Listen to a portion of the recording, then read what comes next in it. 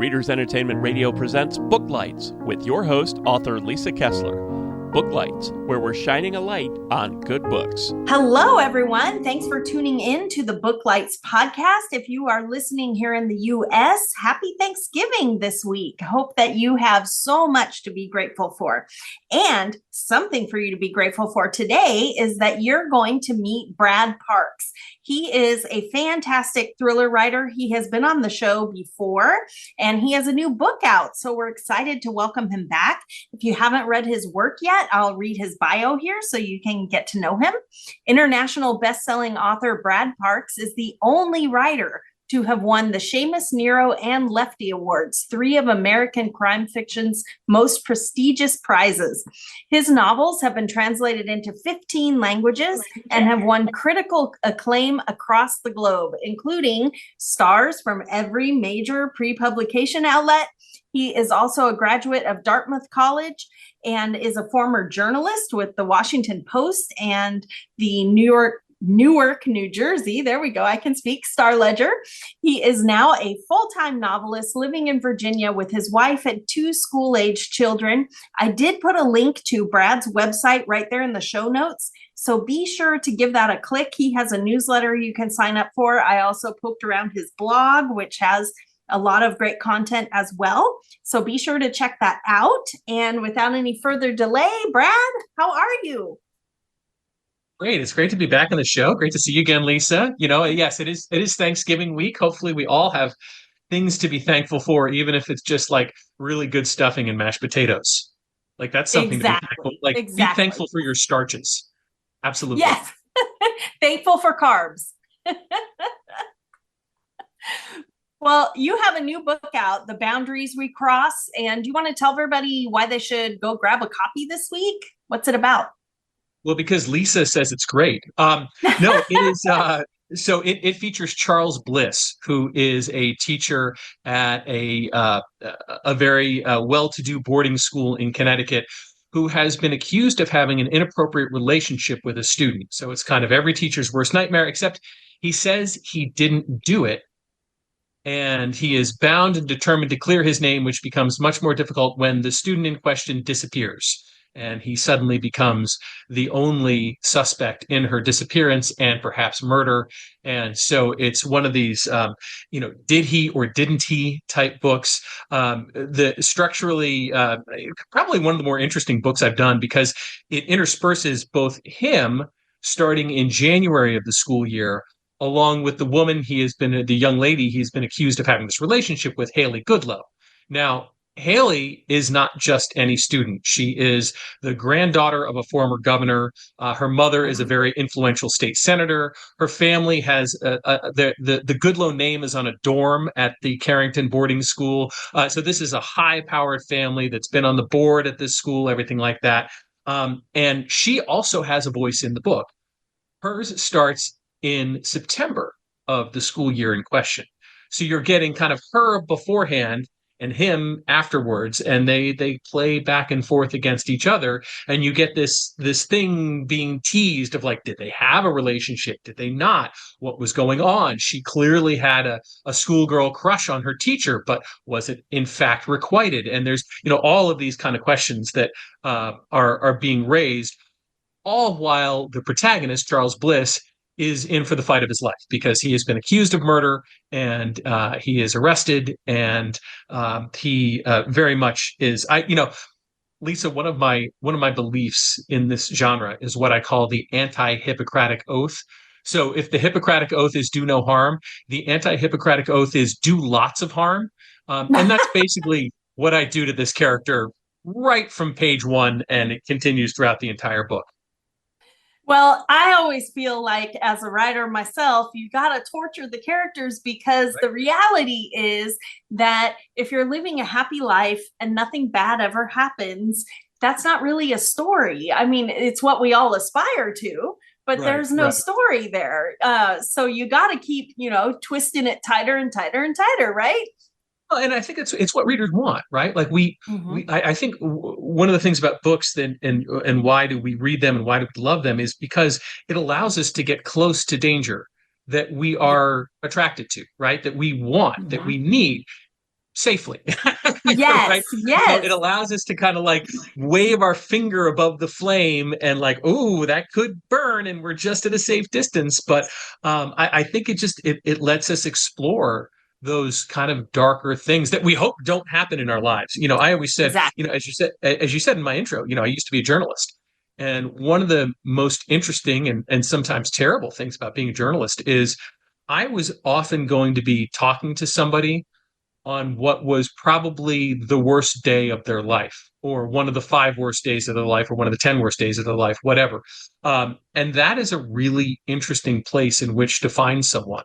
And I think that's where a lot of great things happen in fiction too, of like, I'm going to show you the 10 worst days of this person's life and say, yeah, how did they get out of it? How do they survive? How does it change them? How does it, and I think what's always going on in the reader's head, of course, is like, God, what would I do in this situation? Right. Right. Uh-huh. And especially when there are no good answers, to me, those are the best books, because you're just tearing through the pages going, all right, how the heck are they going to get out of this one? And of course, as a writer, this too. Sometimes you're writing it and you're going, right, how the heck am I going to get this character out of this one? Right. Right. What have I done? And I always love the constant figuring out, how can I make this worse? Oh, look, now it's raining. Right. I love stumbling into those kind of things, where you're like, well, but if I made this other character do this thing, it would make things 10 times worse. Oh, yeah. Yes. Well, when you were talking about the book and you mentioned that the missing girl is the former governor's daughter and their name is on one of the, I thought, oh, I see you. How can I make this even worse? Exactly. Well, we can't just make her some schlub, right? We got to make her, but of course, what always happens to me is I don't know. I don't think I can accurately call her the antagonist in this book, because she's not. She's another character in the book, but she's clearly in opposition to the protagonist. And I think one of the things that's always interesting, and maybe this is why I write crime fiction, I always fall in love with my antagonist, or the person who's, counter to my protagonist. And this was no different, where like she starts off as this character being kind of, a little ill-defined in my mind. And then I really get to know her. Now, mind you, I'm writing her diary. That's the other voice in this book, is her diary. So I have to get to know her. And, and I discovered that, her life, even though it also seems like it would be great. She's this rich girl from this great family. Well, her parents are divorced, and her dad is a billionaire playboy.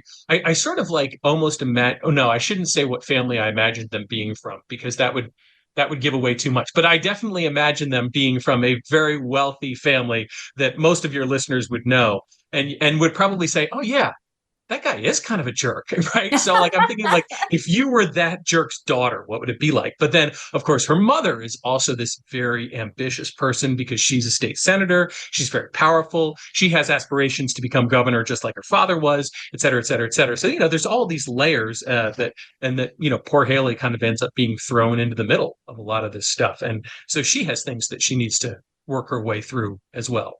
Because you never want the character to be just there for the sake of your protagonist, or the sake of the book, right? Like right. Interesting things going on too. So all the more grist for the mill.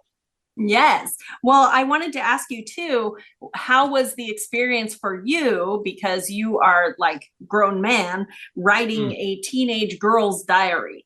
Did that take you a little while to get into it? Because I'm assuming too that the diary is probably in first person, right? It is first person. Now, I do have a secret weapon in that I am the father of a teenage girl. So that does help a little. And also my wife works at a boarding school.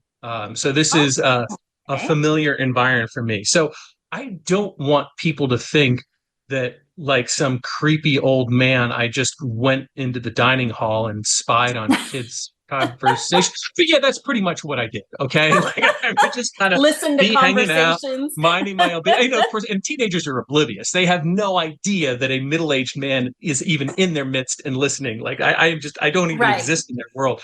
And what I find really interesting, because I was doing a study of this, of like, okay, I really want to represent her accurately and well, is, the thing that I thought maybe I was doing is, okay, what lingo, what jargon, what dialogue of the lingua franca, as it were, are the kids? Well, they're not actually. Those kind of hip buzzwords are not really actually in their vocabulary. Like, they actually talk basically like we do. The difference is everything is magnified Yes. because they're teenagers. Like they're seeing all of the things that you and I and probably most of our listeners here have seen 100 times. They're seeing for the first time, and so they're like, "Oh my God, I've never seen this before!" And so just everything on the emotional scale goes to 11. To use the old joke. Exactly. And so it was just kind of like bringing that energy and bringing that kind of franticness and sometimes paranoia and sometimes fascination and whatever. Like the feelings are just so strong. And so that's, as much as anything, more than the language itself, what I was trying to represent with Haley. Right. Well, and I've talked to YA authors before and about what the attraction is to YA writing. And a lot of times it's that everything is heightened because it's your first time. Your first time getting a job, your first time doing, your first time falling in love. Yeah. Oh my gosh, what's more gripping than that, right? Right. Yeah. So you got to kind of dip your toe in that. Yeah. And, and there's also that that lack of perspective, which is wonderful for an author. It's oh my God, we're never going to get out of this. It's never going to get better. It's never like there's not that sense of like, okay, this is something lousy that's happened to me, and I've had lousy things happen before, and I got out of that, so somehow I'll get out of that. That thing that we all kind of go through. There's that like, oh my God, I'm never going to get out of it, kind of a feel. Right. So yeah, no, I get the attraction for YA authors. It's definitely it puts you right on that edge, which is where you want to be in fiction. For sure. And in October, I always devote book lights to horror authors. And we kind of touched on earlier about that feeling of being able to experience danger through a book, but not having to actually, from a safe distance. And I love in crime fiction and thrillers how we also get to experience law enforcement without ever breaking the law. And how do you play with that? Like in this book in particular, there must be investigators, hunting people down. Yes. Lisa, I go to jail so you don't have to. No, I seriously have gone to jails. I mean, I've spent a lot of time doing that, any kind of excuse I've had throughout my life to hang out with law enforcement a little bit, I've sort of taken them up on it because, hopefully not on the side of being getting handcuffed. Yeah, like let's not. Although I have had that experience too. That's another story. When you're a reporter in Newark, New Jersey, things happen, But I've done things like Citizens Police Academy. Or I kind of have in my, we used to call it Rolodex. I'll sound like a really old man if I say Rolodex. In my contact list, list on my phone. I have people who do that sort of thing. Like actually, Michelle. Oh my God, why am I blanking on Michelle's last name? So she's a friend of mine. She's mentioned in the acknowledgments of this book. She is a death investigator for the state of Connecticut. And so Michelle has a million stories of like how things. So it's like, I literally called her up with this book. I'm like, okay, Michelle, I need X, Y, and Z to happen. How would I make this happen? Like, have you seen something like that? So, there's definitely a lot of research that goes in and a lot of like, I mean, I have spent some time in prison. Most of the time it was just, interviewing people. But, as soon as those bars close behind you and you're hearing, all the shouting and the echoing, like this is the thing about prison that nobody tells you about. To me, like the noise is like the worst part of it. It's like this constant abuse, because in most prisons they're only hard surfaces. So every single clanging and banging and shouting like echoes off something hard nearby, and it just makes it like reverberate that much more. And so when I do have the character spending some time in a jail. And what does that feel like to sleep there, on those hard cots with this little like 1/4-inch thick mattress? And people think like, oh, people who sent to prison, it's great, you get 3 meals, right? And you 3 squares. It's like, no, it's really, believe me, it's not a lot of fun. And especially like the folks you're surrounded by, not your best friends and neighbors, let's just say. Yeah. But yeah, that like that experiencing of danger, like I really think, Lisa, like to bring it around to where we started, it's like, I think it's like evolutionary, like that we evolved at a time when we faced real danger, right? All of us on the savannas of Africa somewhere where Right. we were running for our lives. And by the way, when you look at the human story, they do all this stuff with DNA research where they can say that there were several times in our history where Homo sapiens narrowed down to like, there were only a few hundred of us, a few thousand of us, whatever. There weren't that many of us because of some famine, because of some whatever. So, we were definitely at times, nearly extinct. And so we have known danger in our past, and we are evolved to face that. Well, we no longer have that in our modern world, right? Like Right. you don't have to go, if you want fresh meat, you don't have to kill something or run something down or fight off hyenas for a corpse. No, you just, go down to the path mark and it's under cellophane wrap for you. So, but I think we still have that need to face that stuff. And that's where crime fiction, horror, all those kind of genres, I think, come in and fill that gap for us.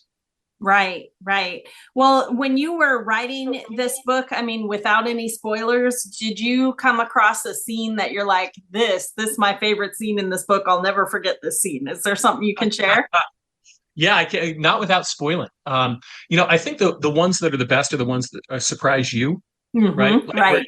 You're writing along and you go, oh my God, I never saw that coming. So right. there is. And I can't give it away with it. There is definitely a character in this book who has a twist that I didn't know about until about 2/3 of the way through the book.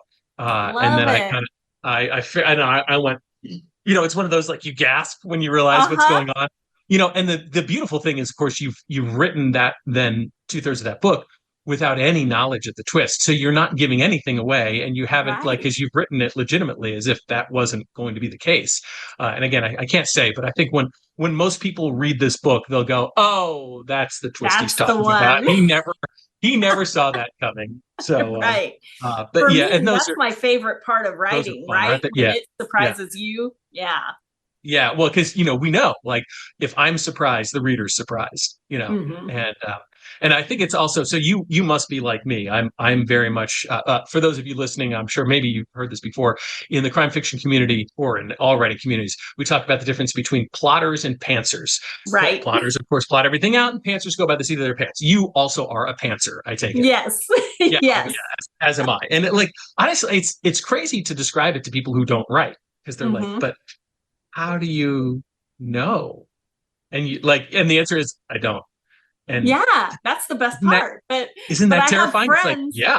I have friends who are big time plotters, and they're like, oh, you're giving me hives. How can you sit down and not know what's going to happen? And from a pantser point of view, I look at them and go, how can you write the book when it's already written? Exactly. Boring. When you already know all the answers. Paper. So I had, yeah, very much so. Like I had one experience, Lisa, where I tried to be a plotter. Oh, did you ever finish it? Horrible.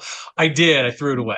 I did. No, seriously. I wrote the whole book, 110,000 words, because it was a very intricate thriller. Yeah, you had like 3 storylines, kind of like all the trains had to come into the station at the right time. So I'm like, gosh, I'm not going to be able to keep this in my head. The only way I'm going to do this is to have plotted out. So I wrote like an 18,000 word outline, right? Oh my God, yeah. No. And I would get up every day and be like, okay, I have to write this scene today. And it was like soul sucking. In the same way that like paint by numbers is not art. Right. For me, writing from an outline is not art. Because I'd be like, okay, this is what has to happen today. And maybe there was a little bit of room for innovation within that, but I couldn't stray too much from my outline. And it just there was no energy on the page. There was no it was terrible. It was just like, at my agent at the time, when I got done, I sent it to him and he's like, I feel like you didn't connect with the main character at all. And I'm like, nope, I didn't. No. Totally guilty. And that's, that was where we had about, there's nothing like about a 12-minute conversation that winds up throwing away 6 months of work. But that's about what I had with that, because it was it just wasn't, I don't think in this day and age, or maybe any day and age, we can't have a bad book, Lisa. Right. We just can't. Right. There are too many books out there, and there's too many other ways to spend your time. And it's hard enough to find and keep readers as it is. I mean, so you, gentle reader, if you decide to pick up my book, I am so, so grateful for you, because, that doesn't happen very often. And I can remember talking with Brad Meltzer one time, and, Brad is a very distinguished New York Times bestselling author, very successful. And I was talking to him and I said, well, Brad, you have to understand that, for a guy like me, I really make readers one at a time. And he said, stop. So do I. Like we all do. So like when you're making readers one at a time and when you're having that like weirdly personal relationship with the person you might not even meet, like to me, you can't give them your second best. Like you can't give them work that is not good. Right. So when you reach the point with a novel like that, where you're like, man, this wasn't my good stuff. Right. Lesson learned. Don't plot. Yeah, there are some tears. There are tears involved in that one. Yes, maybe maybe a few cookies eaten, and like that kind of thing. Some ice cream. But but we learn. We do learn for sure. Yes.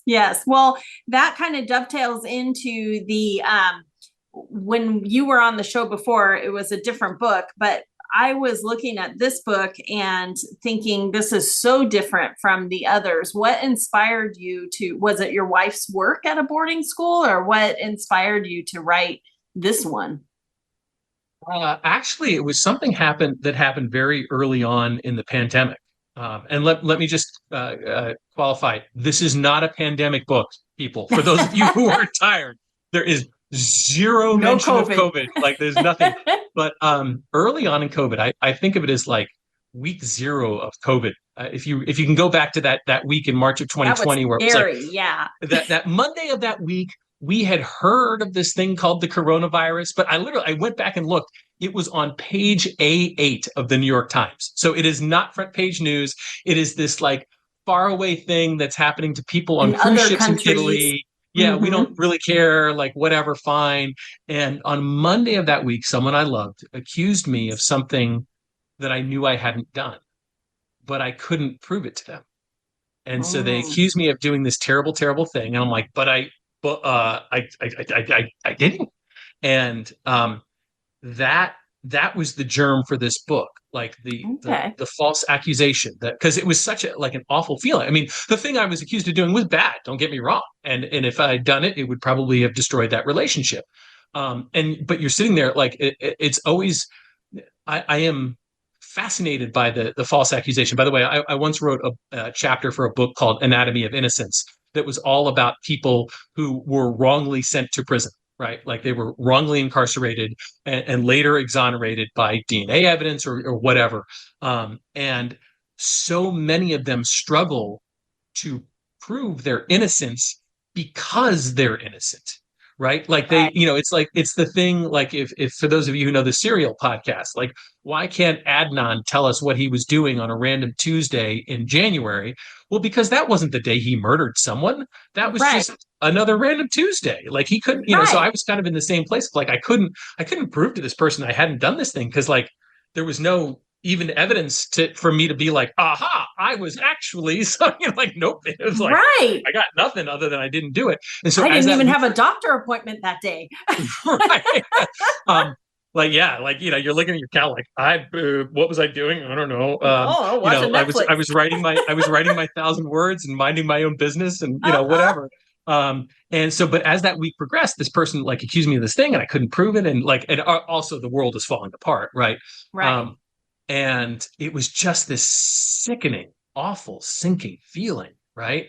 And as it went on and on and on, and you couldn't it is that kind of awful feeling that we strive to reach for with our characters. Now, in real life, it turned out that that by the next Monday, the person came across some evidence that they realized they'd been told something they believed that they should not have believed, and they came across some new information. They were like, "Oh, I'm sorry." I was like, "Okay, it's fine. All's well that ends well." Right? Relationship repaired, everything. But that memory of that false accusation and what that felt like, I think was maybe 2-3 years later. I was kind of kicking around for, okay, what's my next book? P.D. James has a great quote: "Nothing that happens to a writer is ever wasted." And I think that little episode I had during week 0 of COVID was another one of those things of like, because I went back to that. I'm like, let's explore that awful feeling. So I was thinking, okay, what's a terrible thing to accuse somebody? Like, well, a teacher being accused of having a relationship with a student. Like, how much worse could you, that's the big taboo, right? You don't do that. Right. And for me, because my wife had worked at boarding schools for, going on 20 years now, boarding school was just a very familiar setting. I mean, we raised our kids at a boarding school. I've kind of just been around them. And what's great about boarding schools is no one ever leaves, right? It's not like a day school. You go home at 3 o'clock. Proximity. Yes, or 6 o'clock. Like you are just around each other all the time, and that's actually, it's wonderful for making community at times because you're with these people all the time, and like the relationships that develop between students and teachers can be like wonderful, wonderful, nourishing, terrific relationships where they become a trusted adult, and everybody grows and learns, and it's beautiful. But of course, being a crime fiction author, I have to explore the worst side of it, which is what happens when that relationship goes horribly wrong. So the boarding school as a setting and the false accusation, that was kind of the combined spark that set this book going for me. Nice. Well, I wanted to ask before we run out of time about your Carter Ross mystery series. Mm-hmm. Are there going to be any more of those? I don't know. So Carter Ross, for those who don't know, is an investigative reporter who writes about crime in Newark, New Jersey. Now, I used to be an investigative reporter who wrote about crime in Newark, New Jersey. Right. So I wonder where I got that. The funny thing is, Lisa, like the world in which Carter inhabited kind of doesn't exist anymore. I mean, so the fictional newspaper upon which I, based the real newspaper upon which I based the fictional newspaper is the Star Ledger in Newark, New Jersey, which just announced that as of February 2nd, 2025, this coming year, it will no longer be printing a print newspaper. It will be online only, which is like, for those of us who are old ink-stained wretches who like to, take the paper out of its little plastic bag and spread it out on the breakfast table and pour through it, all that stuff. I mean, it's baffling and mind-bending, but and I understand like the numbers that like we used to have. Literally, we printed 400,000 copies of that newspaper every single day and threw it all over New Jersey. And now they were down to like less than 40,000. Wow. So like the economics of it just didn't work, and I get it. So if Carter did come back, he would be coming back to a very, very different world that I don't know if I can faithfully represent. I mean, that was the beauty of Carter Ross. I was giving you this verisimilitude of like, I've lived this life, I can do this. And maybe now he's a podcaster. I'm podcaster. He's a blogger. I would probably have to go back to my old paper, which now has different offices and is like online only and everything like that, and spend like a week interning for them or something like that. Just figure out how they do it now. How do they do it now? Because in some ways the rules of journalism don't change and the way journalists think don't change. But but we were like, you were worried about a deadline at 9 o'clock at night was versus the internet, you're always on deadline, right? You're always, there's another edition rolling out every second, basically, when you're on the internet. So I don't know. So I haven't given up on him for sure. But I would definitely need to do some work before I could go back to that character. Right. Because lately you've been writing standalones, right? Yeah. Okay. Which standalone? Now, do you do series? You've done both, right? I do. I have some standalones, but mostly I do series. Yeah. Yeah. So that's always an interesting thing, kind of going back and forth. I don't know which you prefer. Like I've loved writing series because you come invested with the characters and their arc and all that kind of stuff. Everyone. I always feel like when I settle back into a series, I go, oh, okay, I'm home. I know the world. I know the people. Yeah. There's a lot of the work is already done for you, and it's kind of. But the one thing I love about standalones, no one is safe in a standalone. That is true. That is true. Like if you're reading a Carter Ross novel that I've got kids to put through college, so I'm not going to kill Carter Ross. And I'm probably not going to kill his best friend because that would just piss off a lot of readers. And I'm probably not going to kill off his girlfriend because that would piss off readers too. So there's like this like universe of characters that are like, I always safe. I safe, right? And I always joke, like I talk to my characters, right? And there are times when I just feel like things are kind of bumping along in a manuscript, and like somebody just needs to die, right? I call it the kill bell. Like, ding, kind of goes off in my head. I'm like, you know what? I just need to kill someone. Like this is it's getting too comfortable in here. And so I gather the characters into the room and I say, okay, everyone, got some bad news today. One of you has to go. One of you has to die. And when you're having that conversation in a series, you have this like small group of characters who are over off in the corner kind of going, oh, that's really unfortunate for the rest of you, isn't it? Sorry for you guys. Yeah, exactly. It's not going to be my problem, And so I love in a standalone that like everybody, when you gather them in that, conversation are like, oh, shoot, we are screwed. Yeah, I write paranormal romances. So paranormal gets away with killing lots of people. Most romances, sure. There aren't a lot of deaths. But Right. people call me the murder fairy because I just always think nothing raises the tension like a dead Yeah. body, Yeah. And you just never know, readers like that, like Mhm. I will always remember my very first book signing I ever did for my very first novel. I had this nice lady. She had to be 82 if she was a day. Kind of comes up to me, asking me, will you sign this book? Oh, yes, very happy to, ma'am. Signing it to Mildred. Okay, fine. And she said, young man, I have to tell you, I'm very disappointed. And I'm like, why? She said, you killed 4 people on the second page of this book. And I was like, yes, ma'am. I'm sorry if that offended you. She's like, no. It would have been better if you killed 6. I like okay. her. So yeah, exactly. Some people, they just, drop the bodies, man. Drop the bodies. That's right. Well, again, that goes back to where we started at the beginning of then you can experience it without experiencing it. So in the safety of your own chair. Exactly.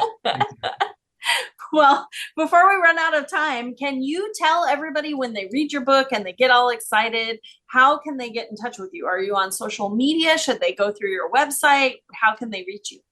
All of those things are possible. They can go to my Facebook page is Facebook/Brad Parks Books. They can go to www.bradparksbooks.com. And if they root around, they'll find my email address. I don't mind saying it here. It's brad@bradparksbooks.com. I love hearing from readers. I think I'm on Twitter. I'm still on Twitter. Is anybody still on Twitter, Lisa? I don't know. I finally left Twitter because they updated their terms of service to train their AI on your tweets. I was like, goodbye. It was very sad to lose, 15,000 followers. Bye. Yeah. But anyway, apparently 5 million people. Yeah, 5 million people quit with you when they did that. Yeah. Because who wants? I'm not. It's bad enough. Actually, I just learned recently that 3 of my books were part of the Books3 database. Do you know about this? No. That was used to train ChatGPT. So I'm like, awesome. So OpenAI, ChatGPT, all these people are making all this money, and I'm sorry, what did I make off of that? Yeah, what exactly did I get? Yeah. When you used my copyrighted material to make your product, what was I paid for that? So that'll be interesting to see how that. Anyhow, going back to I'm on Facebook. You can email me. I always love to hear from people. I don't know about you, Lisa, but to me, that's kind of the rewarding part of this deal, right? Like when you hear from someone and that your story has become part of their story. That to me never gets old. And I just always love hearing from folks.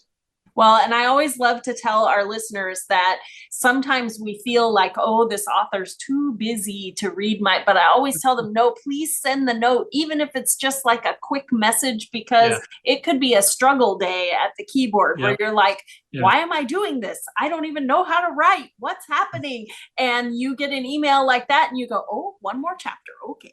Yes, exactly. Exactly. Okay. Yeah, there's a reason for this. No, that is very true. And the reality is, we're not that busy. Okay. True. Most of us, we're not that busy. I mean, I know there are writers that are balancing, more stuff with career and family, and that can make things hectic. But, for the most part, we've got the time to dash off. We need those. We need those encouraging emails. It keeps us going for sure. for sure. Well, thanks so much for being here with us today. It was great chatting with you again. Everyone, go out and grab The Boundaries We Cross. It sounds fantastic. And find that surprise that he couldn't share with us about the twist. So anyway, definitely check out that book. And thanks again for being here, Brad. Awesome. Thanks very much, Lisa. All right. Happy Thanksgiving. Happy Thanksgiving. Thanks for joining us on Booklights. Be sure to connect with us at www.readersentertainment.com for articles, blogs, videos, and podcasts that matter to readers.